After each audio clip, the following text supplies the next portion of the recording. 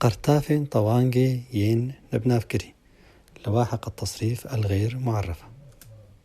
أكي يكجمار مي، أكي تستعمل للمفرد المؤنث. أكي يكجمار نير، أكي تستعمل للمفرد المذكر. إنان برجمار، إنان تستعمل للجمع.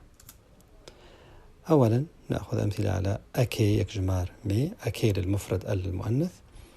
أز جي كجاكي حزدكم.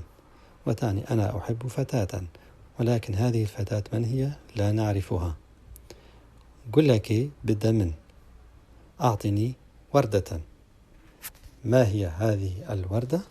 لا نعرفها، فقط هي غير معروفة. قل لك بدمن.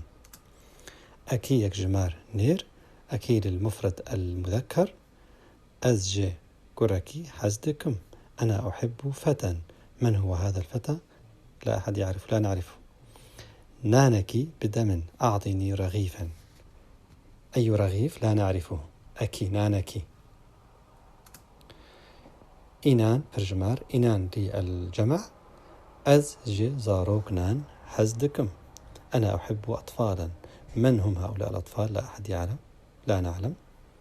زاروكنان سيفنان بينا اجلب تفاحا.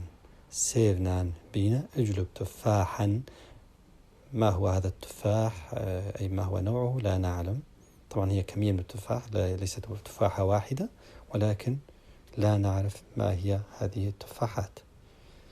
وشكرا لمشاهدتكم أعزائي المشاهدين.